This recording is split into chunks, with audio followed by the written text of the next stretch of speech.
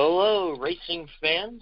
Welcome back to the NASCAR Show here on The Grueling Truth, where legends speak. I'm Alex Gray, along here with Steve Risley. We're going to talk about some things that have kind of broken out today, as well as what's going on in Chicagoland and what's coming up for Daytona. So we pretty much now hit the halfway point on the entire season itself. So we got a first career win alert. Alex Bowman finally breaking out and getting his first career win at Chicagoland. Big, huge moment for him in his career. Fun stat, Alex Bowman has now finished from 1st to 43rd, has finished at least once in every position in the Cup Series. In 2014, he ran with BK Racing, and in 2015, he was with Tommy Baldwin. He kind of stepped back for 2016, and then he had that opportunity when Junior had to sit out and drove the 88. In 2018, he took that car over, and now he is a winner in the Cup Series. And what I felt like was a really good finish, it was between him and Kyle Larson. Once again, Kyle Larson coming up short of Chicagoland. Really good result from not just Bowman, but as well as Chevy and Hendrick in general. Top 11, all 400 cars, especially Jimmy Johnson. He had a really good run, as well as William Byron, and Chase Elliott slipped back a bit, but he still got 11th, which is pretty good. Yeah, and the thing, that's an interesting stat. So Bowman has finished in every position. That's a great trivia question. Yeah. How many drivers have done that, where they have finished in every single position? I mean, that's a great research question. Do we have an intern? Did you hire an intern yet? No. I don't know. I thought you were supposed to hire an intern. That is something worth looking up, though. I think that's a really cool stat. I'm actually really impressed with I'm really impressed that people are able to keep a hold of stats like that. That's really impressive. Yeah, well, yeah, that's Google for you right there, and that's interns. Yeah. Interns and Google. Those are the two things you need in life when you're doing broadcasting and find that kind of information out. Okay, a couple things. Alex Bowman. That race was not handed to him. He won that race. I mean, yeah. It's kind of like Chase Elliott did with his first win. I think it was at Watkins Glen last year, where he dueled with Truex, where, and they battled, and good for him, because it wasn't like he just kind of went to Daytona next week and everybody crashed behind him and he walks away with the win. That young man earned and won that race because Kyle Larson was giving him everything he could give him. And talk about that a little bit. That says a lot about his talent, his driving skill at this young of an age, to be able to do that. Because Kyle Larson's an established driver, and they fought off again. Harvick was back there. Logano was back there. There were a lot of big boys behind him, but he got past on the second to last lap or third to last lap, something like that. And he got past with about 3 or 4 to go. It seemed like Larson had the faster car at the end, but then Bowman just suddenly out of nowhere was just able to power back and get the win there. I was really amazed by that. I was like, wow. So yeah, I think that's a big statement win for him, and I think for Hendrick and Chevrolet. And we'll talk about that a little bit too. So I would think that's the biggest takeaway. Now we have 7 drivers that are automatically qualified for the chase with, 10 races to go? Are there 10? Let me check here. 9 now. Is it 10 or 9? 6, 7, 8, 9. Yeah. There's 9 races to go. Yeah. Well, and then Indianapolis is the last race. You can throw that one away. It's not a good track for those boys, so we'll see who wins that one. But the other thing I took away from that race was this. I think Chevy has figured some things out. They put 6 of the 11 top finishers, 6 of the 11 top finishing cars were Chevrolet cars. What do you think have they started figuring things out, or was that just the way it is? I think they figured things out. It really started, because they were off to a slow start, and it really wasn't until the win by Elliott at Talladega was when Chevy really started to perform well. After that, you had Bowman finishing second 3 times in a row. You've had some surprise runs by guys like Chris Buescher. So, Bowman, Larson 1, 2. You had Johnson 4th, Byron 8th, Austin Dillon 10th, Chase Elliott 11th, and then even Kurt Busch in 13th. So, I think Chevy has now figured things out. I really think, especially that they're showing a lot of speed, more so in qualifying. because I think it was like Dillon and Johnson were on the front row, and they're going, okay, can they apply that into the race? And from what I've seen, the answer is yes. They applied it into the race, which is really good. We're seeing a lot of speed out of guys like, especially William Byron. I would keep my eye out for him. I think he could potentially win a race later this season. With the speed he has shown, the poles he's been winning, watch out for that 24 car.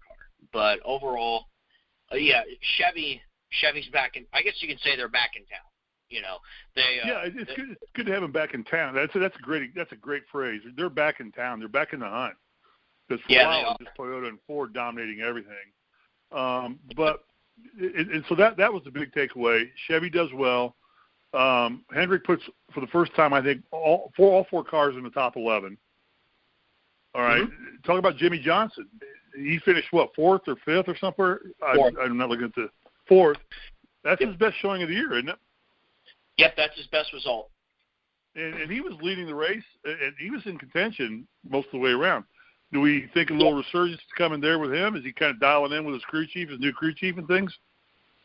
It's certainly possible. Obviously, I know Daytona's coming up if he can just stay out of the carnage, but it is a good sign. Obviously, I know at Texas he got the fifth place finish. He got the pole there. He led like the first 50 or 60 laps. But, it would be really good if this is a turnaround point for Johnson. It could really shake things up because going into Chicagoland, he was outside the playoffs, which was a big concern. He's never missed the playoffs / the chase before. So whether this is going to be a momentum boost for him, it does remain to be seen. Yeah, and now he's back in the, I think, 15th spot. He moved back into the top 16. Yeah. And of course, we'll talk about Daytona here a little bit later on here. That's a crapshoot. You never know who's going to win that race. I mean, just because the big one's going to happen. So the big thing I took away from it was a great race. We both agree it was a great race. Chicagoland was a great race, right? It really was. It was fun to watch. It was fun to watch. Mm-hmm. Could you pass? Yes. Could you pass the leader? Yes, you certainly could. And overall, especially I know that we had like the 3-hour delay from all the weather, and the atmosphere and the track had really changed, but still the air package really worked out in Chicagoland, which also, that almost was a day to night race because of it. So Kentucky coming up after Daytona I'll be there, of course. It's a day to night race. I think the package will do well there as well. Yeah, well, and that was the thing that I was going to ask you next was mile and a halves generally have been, Kansas, Chicagoland. They've been kind of what I would say boring kind of races. You kind of get one guy kind of out front, and then, the fourth place car is 14 seconds behind, something like that. This aero package seems to really have favored the mile and a half tracks and created a lot more competition, which is the dominant track in NASCAR right now, is pretty much the mile and a half track. So you talk about that a little bit. Is that a great thing? Well, of course it's a great thing, but what do you think's caused that the mile and a half now have gotten so competitive? Did they build the aero package around the mile and a half, do you think? That's what I'm starting to think. The way, because lost my train of thought. But from what I'm seeing here, the mile and a half tracks are now the most dominant form of style of track on the NASCAR schedule. And I feel like it was built around that because I could tell in places like the road, Sonoma and the short tracks just didn't seem to really pan out as well. When we did it at Talladega, when they made those small adjustments, it worked really well. That was a really, really good race. We've had some good races with this new aero package, and I think that'll carry in to the second half of the season here. But I think it seems to work mainly for the mile and a half tracks. Yeah, and the aero package too. It's like you're seeing less carnage on the tracks. Yeah.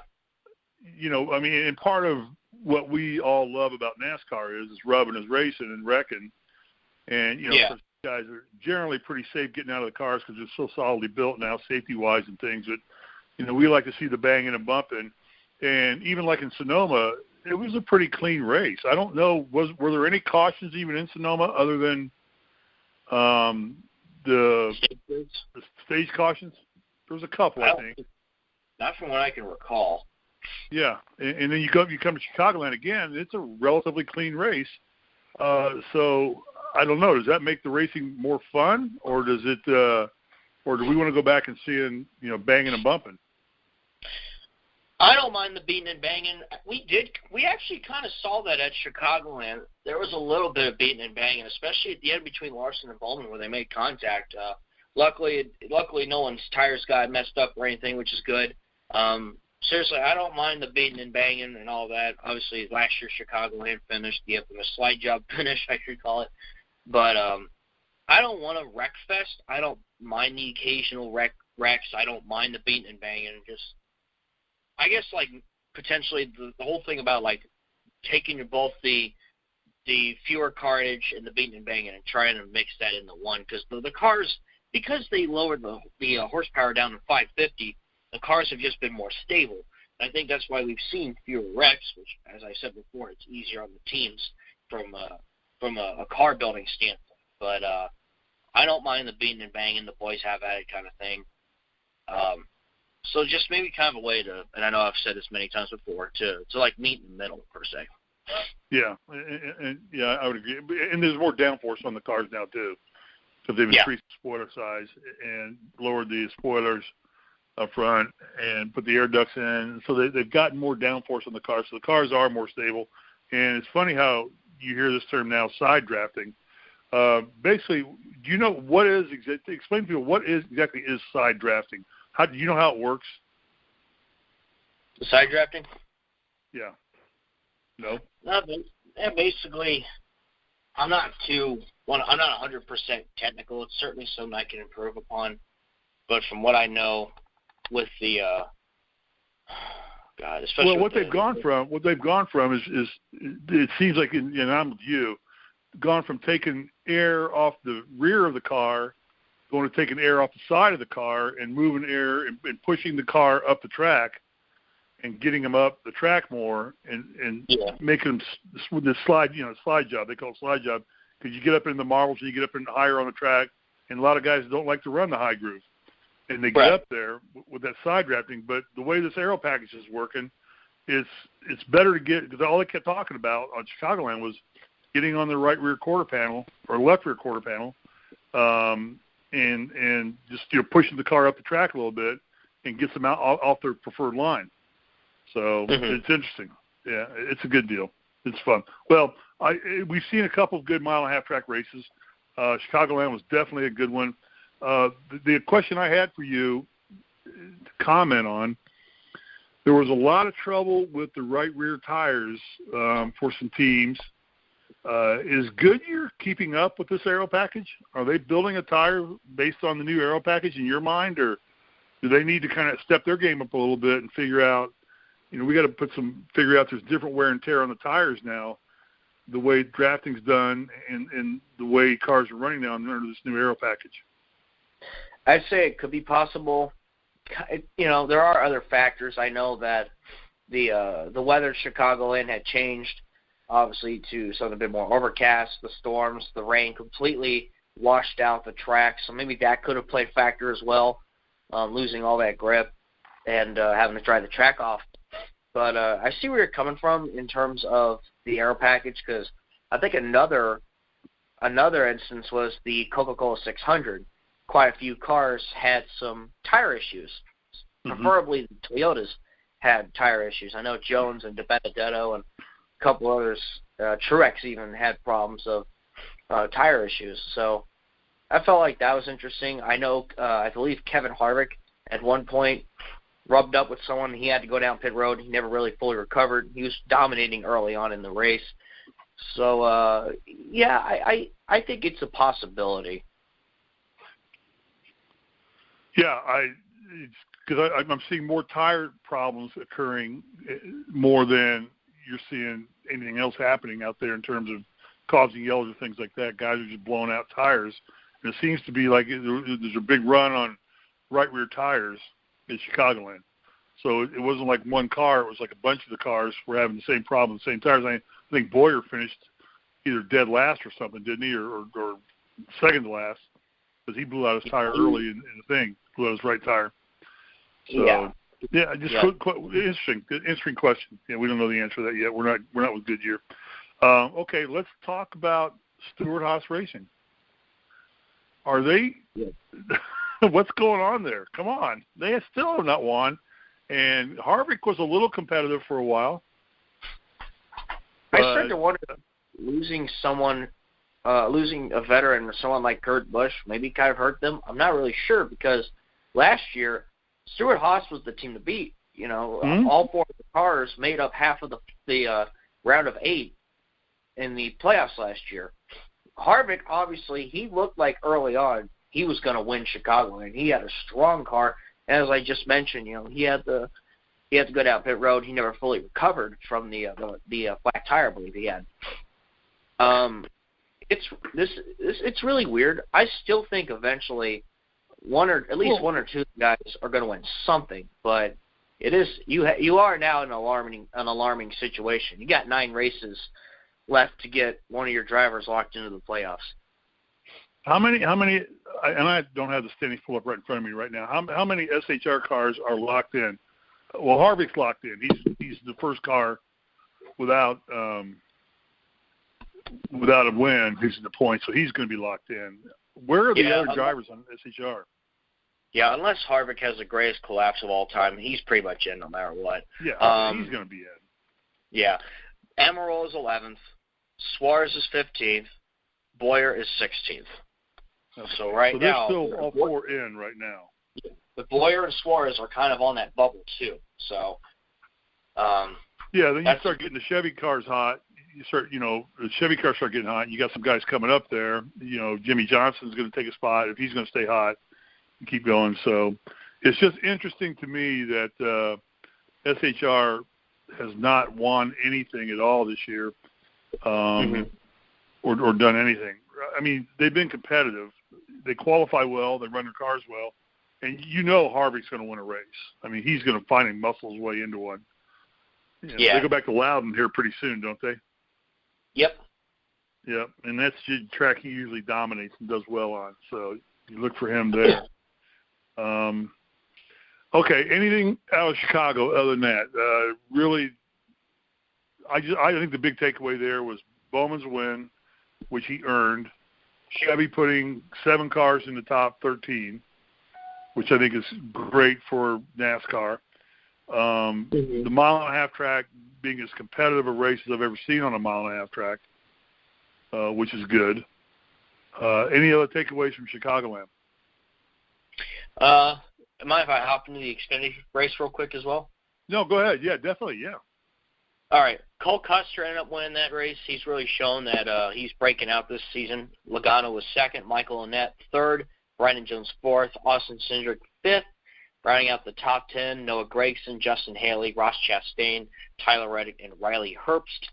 Other notable finishes there, John Hunter Nemechek 11th, Jeffrey Earnhardt 16th, driving for that the Extreme Concepts team, which that's something that we really need to touch into here in a minute. Yeah, we'll talk about it, yeah. Justin Allgaier DNF'd, 32nd. Christopher Bell, I believe he finished 3rd originally. However, his car failed post-race inspection, and under the new rules, he got disqualified, and he ended up finishing 38th and losing all those points as well. So that's a tough break for Christopher Bell. Obviously, he has been pretty much the guy to beat, but obviously a huge shakeup there with his DNQ there. Other as well, the ARCA Menard Series. I'll bring that up too. The ARCA Menard Series, Ty Majeski winning at Chicagoland. He's really been on a roll. He's won about 3 races. He's not even running full time. So Ty Majeski, he was running with Jack Roush in the Xfinity Series last year. He's really starting to prove himself now. Hopefully that could excel him into a ride perhaps in the Truck Series next year. And as well, the Truck Series at Chicagoland, that race was won by Brett Moffitt. And funny enough, his truck and John Hunter Nemechek's 23 car were blank white. And apparently it was part of a marketing strategy to show the importance of, obviously GMS, the guy who runs GMS owns Allegiant Airlines, but they're trying to stress the importance of outside sponsorship and trying to gain that sponsorship. From what I've heard, somebody tweeted that apparently by lap 3 of the truck race, potential sponsors were already calling up GMS about sponsoring Brett Moffitt, which I found kind of interesting. So it's a different kind of a marketing strategy by GMS Racing. I kind of like it, though. That's kind of unique, kind of interesting, something different there. Other results, Brandon Jones ran the truck race. He finished second. Stuart Friesen, Harrison Burton, and Austin Hill rounding out the top 5. Todd Gillen was 6th. Ross Chastain is 7th. Keep your eye out for him. Keeps running like this, he will sure lock himself in. He's already got the win. He just needs to get himself in the top 20 in points. Matt Crafton, Anthony Alfredo, good run for him, and Dylan Lupton rounding out the top 10 there. Natalie Decker got 14th, so a good run for her. I know she spun out at one point, but she was able to recover and get a decent result there. A good run for her in that 14 car. Johnny Sauter 18th, not a good finish for him. Brandon Finger 16th. And Ben Rhodes was 32nd with a DNF. So that's about it for the other races at Chicagoland from what I got. All right, you brought up a couple good things here.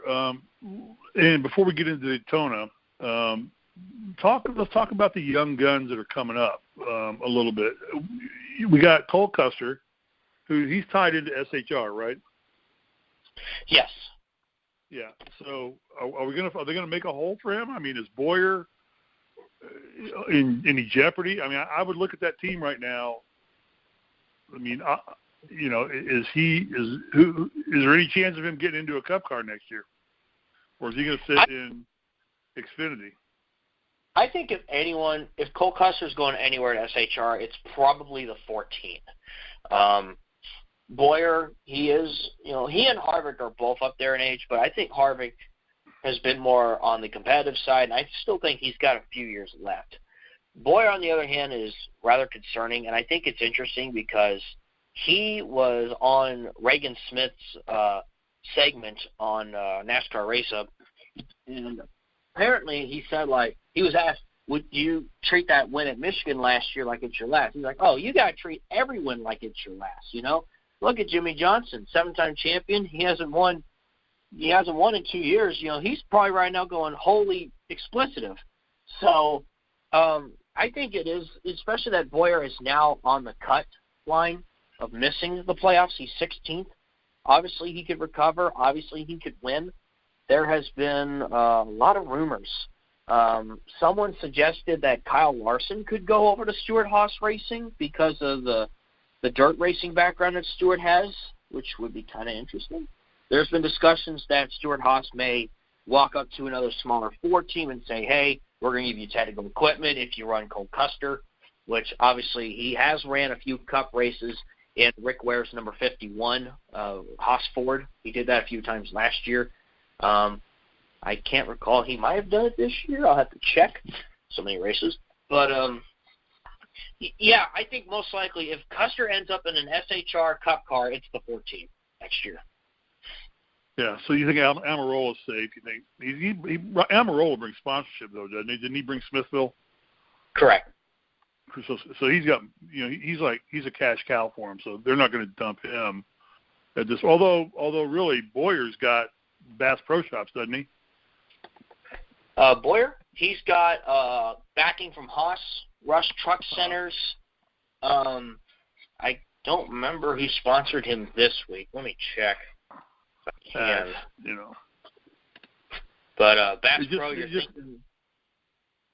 Yeah. What's Bass Pro's with Truex. That's right. They're with Truex. Yeah. I get those two guys mixed up occasionally, except one wins a lot of races and one doesn't. Ross Chastain, what do we do with him? That's a good question because I'm going to say this now. I think he will win the truck title, or at least he's going to get the championship for. He's really proved himself in this past year. Some people suggest that, once again, he could go to the 1. The question is, Kurt Busch has done pretty solid in that 1, so there's a possibility he could come back another year in that 1 car. It depends also at Monster Energy. They've also been backing a lot of Joe Gibbs cars lately with Riley Herbst and Haley Deegan as well. with Chastain, maybe it depends on sponsorship, obviously.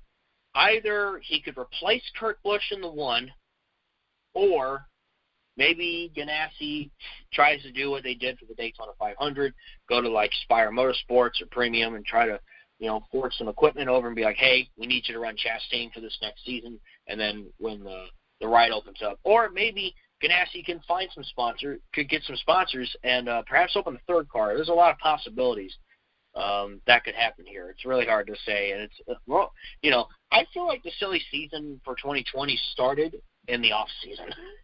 That's what it feels like. Yeah. We're going to have a silly season session from here on out, the rest of the season now. We're going to have we'll have a 10-minute session just on, because it's all going to start happening right now. Right now, after the halfway point, when guys are kind of getting eliminated from making the chase, things like that. And so you think that Kurt Busch, is he going to retire or be forced out? Because I think the guy's still a great driver. He really is. And obviously this is kind of like a make or break thing. This was a 1-year deal he's on. Yeah. With Ganassi. He was kind of quiet last year. He did get the 1 win at Bristol with Stewart Haas, so I think Kurt Busch can win a race in that 1. There's a good chance he can. He will. But it really depends, because it's like he could, the way he's racing, there's a chance he could re-sign for next year. Yeah, I mean, he's been competitive, and he's in the points on. He's looking to be a top 16 car. And I still think Ganassi, they have great qualifying cars, but they don't seem to have lasting cars that run the duration of the entire race. I think Kurt Busch has done a heck of a job of what he's had to work with. Okay, so Christopher Bell signs with JGR for another year, right? What do you do with that? Pretty much adding on a 1 year. I think that's Joe Gibbs trying to make sure they don't lose him, or more so Toyota, because they've already lost a few to other guys like William Byron and Noah Gragson as well in recent memory. So I think, how great Bell has been, Toyota and Gibbs don't want to lose him. So, Christopher Bell pretty much said, I don't know what's going on yet. Whether he's going to be in Xfinity or Cup next year remains to be a mystery. A lot of people at the start of the year were convinced that he was going to replace Denny Hamlin. Hamlin has gone off, won 2 races. He's ran pretty solid. I don't think that's happening. Some people suggest he could replace Eric Jones. However, there have been discussions that Eric Jones is finalizing an extension with JGR. There's no rides open. And Toyota doesn't have as many Cup teams as Chevy and Ford does. So some people have suggested he could replace Matt DiBenedetto in the 95, or he could drive a second car for that team, Levine Family Racing. All right, so a couple questions for you. Eric Jones is trying to renegotiate a contract. Correct. Is he safe? I feel like he's been putting up some... They signed Christopher Bell, and Christopher Bell's an up-and-comer. Eric, has done okay, but he said he's like in 20th place. He's not in the hunt right now, is he? He's down. He's right outside. He's 17th. 17th, okay. So do they look at, say, maybe, we don't offer Eric Jones as much money, or we don't do something, and we say we're going to give Christopher Bell this ride? That's the first question I have for you. What do you think of that? I think what could happen is they try, and since LFR kind of has that Gibbs alliance, they could perhaps move Jones over to LFR and put Bell in the 20. That could be a possibility. Yeah, and that was the second part of the question was, is it a possibility that kind of what Penske did kind of with Blaney, do they just kind of create an alliance with another team? Because you're only allowed to run 4 cars, correct? Correct. That's the max you can run.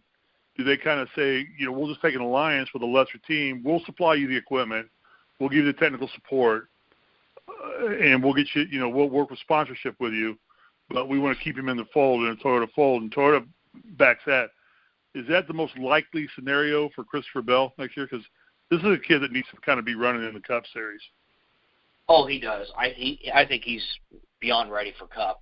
I think it's possible he could, like, as I mentioned, Levine Family Racing, or unless maybe Toyota can convince somebody else to possibly hop into the Cup Series or have a team move over. I don't know exactly who, but yeah, that is a likely possibility. As I mentioned for Custer with Stuart Haas, same deal could happen here for Bell. Okay, but here we go. So now let's just shift it up just a little bit. Deegan and Decker. Is NASCAR ready for another attempt at a female driver coming in full-time in the Cup? Oh, yeah. Well, I think, obviously you need to take your time with Deegan, but she kind of threw some shade at Natalie Decker, which I found interesting. Now, I'm not going to lie. I think Natalie Decker has been rushed to the Truck Series. I really think she needed one more year at ARCA to really develop herself. Check out the Dale Jr. download. I've watched a few clips from this episode. Haven't watched all of it. Haley Deegan made an appearance on it, talking to Dale Jr. and his sister Kelly. Basically, one big quote that Deegan said about Natalie Decker or something like that. Pretty much, she said, "I am a racer, not a model," which I found interesting. And apparently, NASCAR NBC had tweeted that and had since then removed it. It's been deleted. I mean, I don't mind that kind of talk. I mean, I think personally what's important is that these drivers get developed. And I honestly do believe that, DJ Cross was like, "Hey, I think Natalie is ready for the trucks." I'm like, oh, I remember hearing about it. Oh, man, she could really use another full year in ARCA, and I think then she would be ready to run into a truck. And obviously she's been really struggling. However, good result at Kansas. Looking obviously though, if Decker can really pan out and Deegan can, that would be a really good rivalry in the future. Deegan versus Decker, man, that'd be awesome. That would be the female version of and we both agree they're years away. I mean, they can't just go right to Cup next year and run. I mean, Danica Patrick had a lot of experience, and she couldn't. And I don't want to pick on boys versus girls here. I think it takes time to learn. But I think they rushed Danica Patrick into it too quickly too. She only had one full year in Xfinity. Even in the Dale Jr. download, Kelly Earnhardt even said, "I wish we would have had her for at least another full year." Because 2010, 2011, she had split the IndyCar and the Xfinity as like some sort of transition period, which is nice, but I felt like she could have used another year at least in Xfinity with Danica. Another thing that I thought Danica was great for NASCAR. I mean, I think it was good. It brought a whole new audience into the sport. She was like a cash cow. I mean, she lined up sponsorship. A lot of people want to get behind her, and then of course when you don't ever win, the money starts drying up. But I think that's probably why she hung around HHR as long as she did, was more for what kind of money she could bring in. But I think it's good for the sport, and I'd like to see both these girls, these racers, I don't want to call them girls, racers, get involved at the next level and move up. But hopefully what they learned from Danica was do it at a progressive rate, bring them into each series, move them up slowly, get them the experience, and let them earn the respect. I think the way Danica came into it, one of the problems she always faced was a lot of the other drivers didn't respect her because she just kind of stepped right into an SHR car, which is a top-tier team, and started driving. So good luck to both of them. I mean, I think it's going to be great for NASCAR, and hopefully it pans out for both of them. Yeah, and what's really cool about auto racing in general, especially NASCAR, is that, the men and women can race with each other. I always love that. Yeah. Like, it's a good co-ed sport. Yeah, power steering. Exactly. It works. Yeah, exactly. I know Deegan's supposed to run a few more ARCA races, and there's been reports that she'll be 18. She's not even 18 yet, Deegan. She's going to be 18 soon. Hopefully she can run maybe a truck race or two, and perhaps maybe by 2021 she's a full-time truck driver. So, all right. Good discussion there. But this is a young gun, but this is all going to be part of silly season. I mean, somebody's going to grab both of them and sign them to a contract and develop them. But hopefully what they learned, like you said, from Danica, was that you bring them up in the progression. They need to be brought up and let them learn to drive NASCAR with boys in the various vehicles and things like that. So hopefully that all happens. So that's good for both of them. Okay, what's going on with Jeffrey Earnhardt and was it IK9? We just got some news from them. Yeah. So apparently Jeffrey Earnhardt woke up this morning. He tweeted out that he and the IK9 team will not have basically withdrawn from the Xfinity race at Daytona. Jeffrey was planning on entering in the 81 car. And then there have been a lot of suspicions going. Some people have indicated that there are some issues going on here, especially with some of these companies that have entered the sport. IK9 has been removed from JGR's sponsors on the website, as well as the 81 XCR 81 withdrawals. Something that someone posted here, the spring Xfinity race at ISM 2017 to 2019. 2017 and 2018, the DC Solar 200. 2019, IK Service Stock 200. 2020, someone joked, the FBI wants to know your vacation 200. But some people are really suggesting that there is something going on with Extreme Concepts possibly. And I've been talking to people on Discord. While I won't lie, I'm disappointed. You know, Jeffrey Earnhardt, he's shown more that he's more than just getting up by his last name. He's really done a good job driving the 18, and he's done pretty decent for a new team. But what I really feel like what's going on here, and we don't, for the record, guys, we don't know the whole story yet as we are doing this episode. It's breaking right now, yeah. It's breaking right about now. Supposedly, yeah. Some people have been discussing this on Reddit and Discord. Refresh the page, still got nothing. Somebody did suggest that their take was that Extreme Concepts came in. Let me see if I can pull it up real quick because I'd like to read this off correctly of what he told me.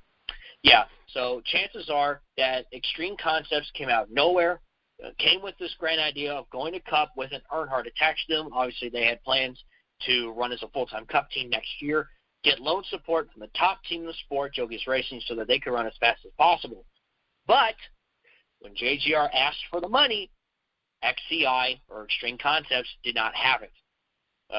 And they also said because of course not, they were a team that just came out of nowhere, which I think he makes a really interesting point. Extreme Concepts did come into the sport last year with Jeffrey when he was driving for the Gaunt brothers in the 96 Toyota, and then obviously this move over with JGR. So, yeah, I think, because I was thinking to myself, like, it's one thing that these companies need to make sure that they actually have the money, and it's also the other thing of NASCAR is indeed a little too expensive, in my opinion. Across I remember reading an article about when Farmers Insurance sponsored Casey Kane. There was I think across, because for 3 years they ran 22 races, and then the next 3 they ran 12 races. Across those 6 years was $68 million. But I think this is, even if the costs were more affordable, I still think that Extreme Concepts just didn't have the money. Kind of like we seen issues with DC Solar, and from what I'm hearing, Rich Energy. So, we don't know the whole story. Hopefully maybe Jeffrey can still drive the 18 in the races he was scheduled in. Perhaps Toyota could just step in and put the Toyota logo on the car, or maybe Monster or someone else in the Gibbs camp and the Toyota camp can step up and help him out, which there's a possibility, especially his name's Earnhardt. But anyway, who's proved himself. But JGR just signed Christopher Bell for another year. I mean, where are they going to put their money, behind Bell or behind Earnhardt? Well, Bell's going to move up to Cup. They're going to get behind him before they do Jeffrey. That is the honest truth. But I do hope that there is, even if he's running in a truck or an Xfinity car, that there is some room for him somewhere, which would be nice. But I guess really time will tell. Hopefully we'll get more information as it goes. In the next episode, we'll discuss that more as well. So yeah, once again, Jeffrey Earnhardt The Extreme Concept 81 has withdrawn from Daytona this weekend. Extreme Concepts also did come out with a tweet that pretty much had them saying, we now and always stand behind Jeffrey Earnhardt, and we'll be back on the track soon. Yeah, fake news. Or so some people my age like to say, press X to doubt. But anyway, we'll fake news. Where's Donald Trump when you need him? It's fake news. If they're done like this, they're done. It is an off-the-cuff question for you. Speaking of Earnhardt's, why doesn't Little League run an alliance with somebody, Hendrick, or probably Hendrick would be his most logical choice, and run a Cup car? I mean, I'm not saying Jeffrey's got to drive the car. I'm just saying, why does he not take that next step? I mean, money's not an issue with him. He's got more money than God. So, and he can get sponsorship more than anybody. Why does he not take that next step with him and Kelly, both who are very savvy at running teams, because their Xfinity cars do extremely well every year? I mean, they brought up Chase Elliott. They brought up a lot of drivers. Why does he not take that next step, in your opinion? Well, if you have one. Well, from what I've read, I just don't think Junior is that much interested in running a Junior Motorsports Cup team. I was suggesting that another team that Hendrick could potentially, forge some equipment over is GMS. GMS has also said that they will only go to the Cup Series if everything seems right. That's pretty much a few things I've read. Junior, again, I don't think he's that interested in running a Cup team. And, of course, I know a lot of people want that, or more so that Junior could change his mind down the road. But I'm keeping Earnhardt in NASCAR. I don't want to go watch a NASCAR race without an Earnhardt being involved. I mean, I grew up, since I started watching NASCAR back in the 70s, I mean, there was an Earnhardt involved. And now I'm 60, and, it's 2019, and I'm not seeing an Earnhardt involved. And that takes away from the sport, in my opinion. When Petty goes, it'll take when Petty leaves, it'll be the same thing. Yeah. What I read here in this article from SB Nation 2017, do you think Dale Jr. will ever make Junior Motorsports a full-time Cup team? He was asked about that in his retirement press conference. He said it wasn't something he was considering. He also later on did say that maybe he could do it as like a one-off for the Daytona 500 or something. Obviously, his preference is to keep JRM as an Xfinity team exclusively and serve as a place to develop drivers, crew chiefs, and other personnel for eventual careers at Hendrick Motorsports. Also saying perhaps one day he could change his mind, but if he does decide to elevate JRM the Cup, two sizable hurdles need to be cleared. First, Hendrick would need to downsize HMS or divest his ownership stake at JRM, lest he exceed the NASCAR rule prohibiting someone from fielding more than 4 Cup teams. Then there's the sponsorship and funding part of the equation. Operating a team is a far more expensive proposition than Cup compared to Xfinity and would necessitate multiple companies willing to cut a big check. Now, Earnhardt's popularity is such he may be able to draw up some appropriate funding, much how like Tony Stewart attracted a portfolio of high-dollar sponsorships when he moved from Joe Gibbs Racing to start his team with Gene Haas. So that's pretty much some reasons why Junior doesn't have a Cup team. And, of course, we mentioned Jeffrey. We know the story there. Jeffrey pretty much just wants to go his own way and build his own name, pretty much, his own legacy. Yeah, well, you got to be on the track to do that. And if you're not on the track, you're not going to build your own name. Mm-hmm. So, now, hopefully they get that worked out. But it's just an interesting question about Earnhardt, why he has not moved up, because his relationship with Hendrick and everything like that, you'd think that he would have tried to do just, like I said, an adjunct team, kind of like a support team or something like that, where Hendrick would supply equipment and do that, and they do so. But whatever, it is what it is. All right, anything else we need to talk about before we get to Daytona? Anything we missed talking about that you want to talk about? Let's see. I don't think there's anything else per se. I don't think there's really anything much that I missed. Yeah, I think we can go ahead and carry on to Daytona. All right. So my first question to you is, how sad are you? How sad am I? Yeah, I grew up on the Firecracker 400. I mean, that race has been going on forever. This is the last year for it. Yeah, that's another thing too. Like, it's always been a tradition. That's a religion. I mean, Saturday night, I've got my barbecue going. I'm out here in Los Angeles. It's going to be like 4:00 in the afternoon. The dogs. I got a TV sitting outside on the deck, and dogs will be out there, and we're going to grill hamburgers. And I said, don't bother me. This is the Firecracker 400. This is probably the second greatest race of the year to me. And how sad are you that this last year it's going to be on the July 4th weekend? It is. I won't lie. I was kind of bummed out that NASCAR was changing Daytona to September, which is also more closer to hurricane season. But again, I guess they did that to really give the ultimate final race before that ultimate last chance to get into the playoffs. And next year, of course, July 4th will be Indianapolis, which is not a NASCAR track. So, it's kind of gimmicky. But, I know if NASCAR's willing to try it, I'm willing to give it a shot as well. So yeah, I think it's one of those moves where they tried to screw with Darlington for a while too, and they finally went back to Labor Day with Darlington. They moved that back. They got smart. I was interested to see how long this stays that way because I mean the Firecracker 400 next to Daytona to me was the second best race of the year just because of when it happened, when it occurred. Because everybody's grilling out, cooking out, partying. You get your TVs going and you're sitting and watching this. If you're a race fan, if you're not, you're doing something else.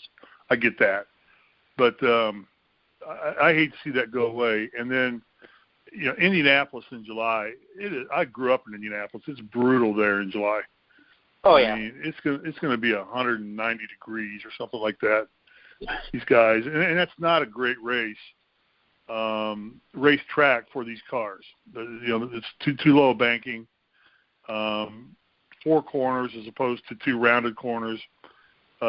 These cars just don't do well on that track. But it's Indianapolis, so they're not going to give that race up. But I'm going to miss it.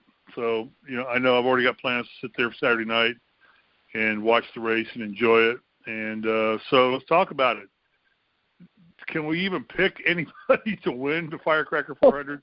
Or we got to pick somebody at the end of the show. We got to pick our favorites. But what are your expectations? I think Chevys are going to show well. On qualifying, they seem to qualify well at Daytona. They run up front. But, it's carnage all the way around. So what's your thoughts? Well, when you look at last year's race, it was a complete wreck fest. I mean, I think 13 cars might have finished the race last year. That's how crazy things were. And, of course, that was with the older package. So I still think, though, there will be carnage. We saw some with this package at Talladega. We'll see it at Daytona. I'm gonna think we're gonna have another. Maybe we might have a wreck fest, but maybe we might have 20 cars finish the race. I actually have some dark horses in mind, because that's the other thing. Because this is kind of like a last shot for everybody to get into the playoffs, and as well. Don't forget the Xfinity race as well. That's going to be probably just as big and just as crazy.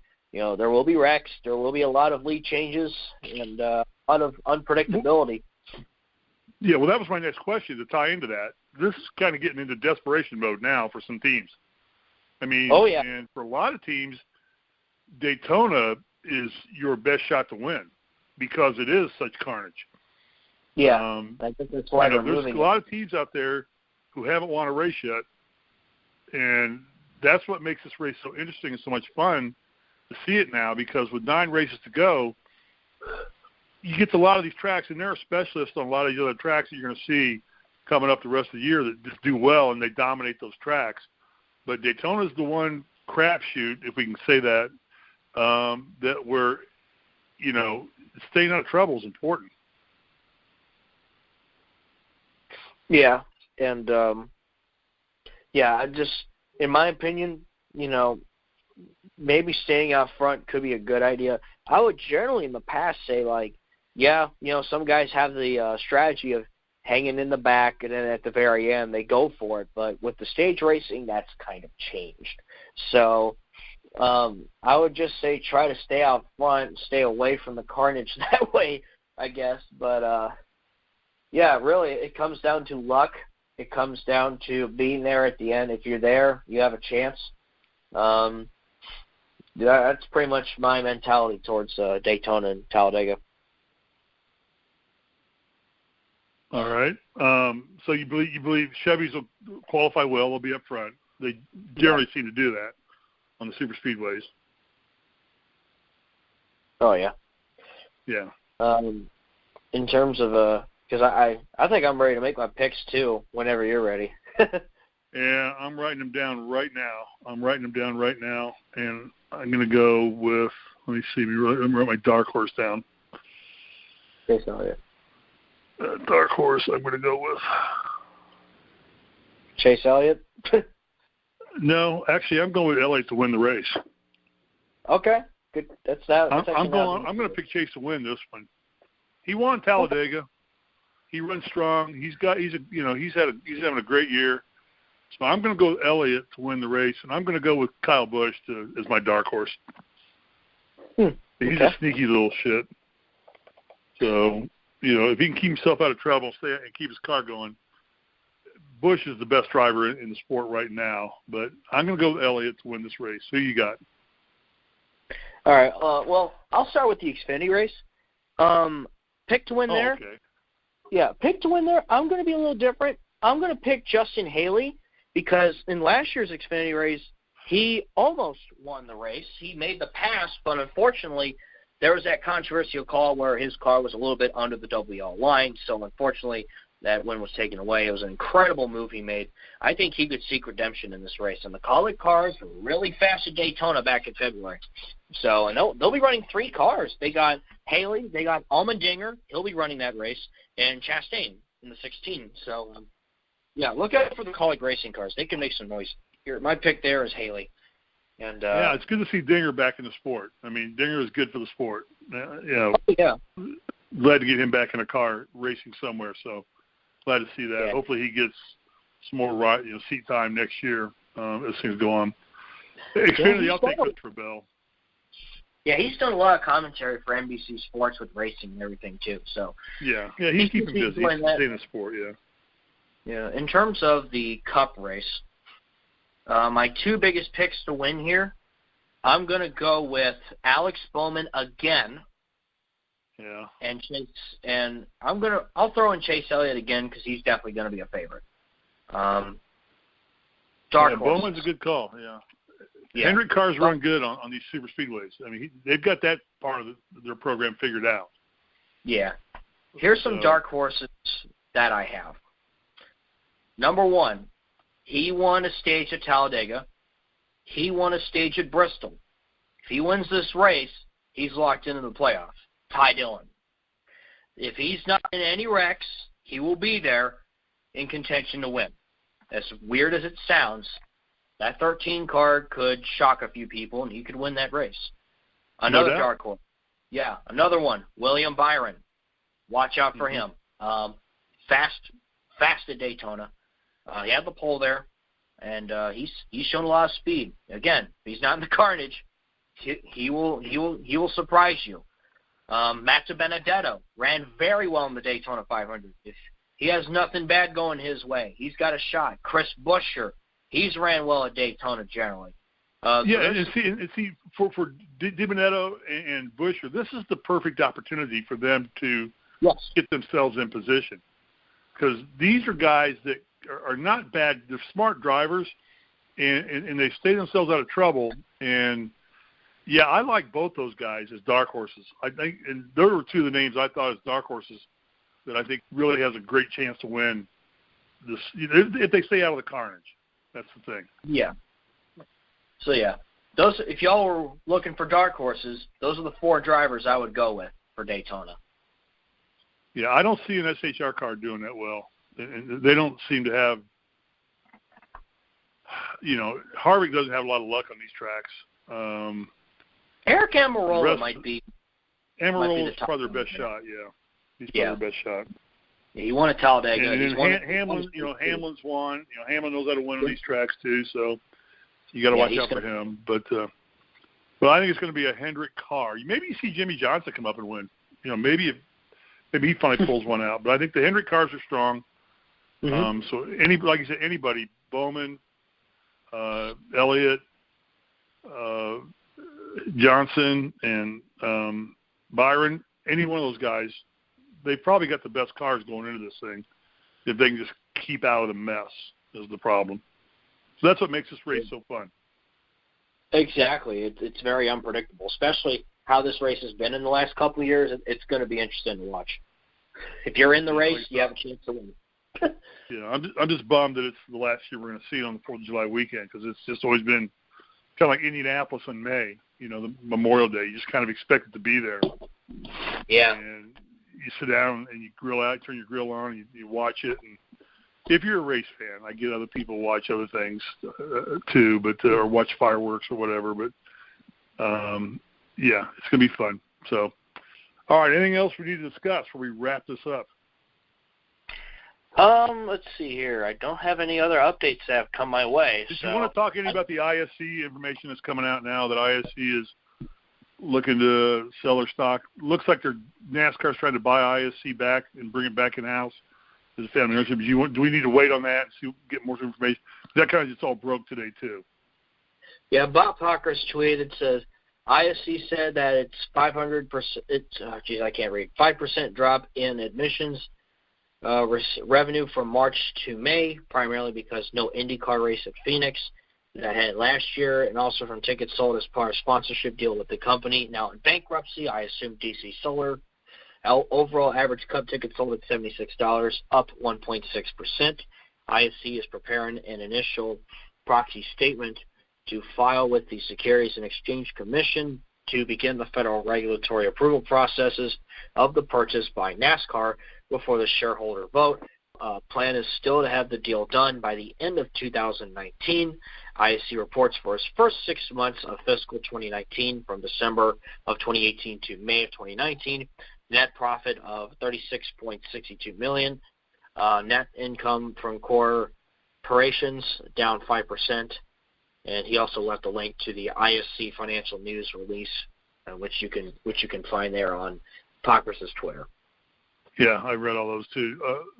So it kind of says, is television killing local attendance at tracks now? Because, rarely do you see a track completely full. I watched the Belgian Grand Prix on Sunday morning at 3 o'clock in the morning, Los Angeles time. There wasn't a seat to be had at Spielberg Spa. There was not a seat to be had anywhere. That thing was sold out. Mm-hmm. And are we oversaturating television with NASCAR? Is that kind of hurting the people wanting to come to the track? Or do you have any final thoughts on that? I think another part is the ticket pricing as well. So I heard the overall average was $76 for a Cup race. I was like, wow. But that just seems a little high to me. You also have the fact that they're streaming now. You got streaming services. You can watch the race on your phone now with Fox Sports and the NBCSN app. So, yeah, I think that really has changed some things. But, obviously people also don't watch television like they used to because of it. So there are some different factors. Yeah. And you've never paid $76 to get in a track. You get credentialed. You get in for free. Don't give me that crap. Well, I'll be doing that in Kentucky here in a couple of weeks. I'm looking forward to that. There you go. All right. Well, we'll be back next week then, right? And we'll figure out what happened in Daytona. Yep. It'll be fun, and we're one step closer to the playoffs. See if we can get an 8th car in there. So there's still 9 spots left on points right now. Then, correct? Because there's seven cars locked in at this point in time. Yep. So there's still a lot of points racing. Still a lot of points racing to be done for a lot of teams. So get us out of here. All righty. Well, guys, thank you so much for listening to this week's episode of the NASCAR Show here on the Grueling Truth, where legends speak. From Steve Risley and myself, Alex Gray, we're signing off. We'll see you next time.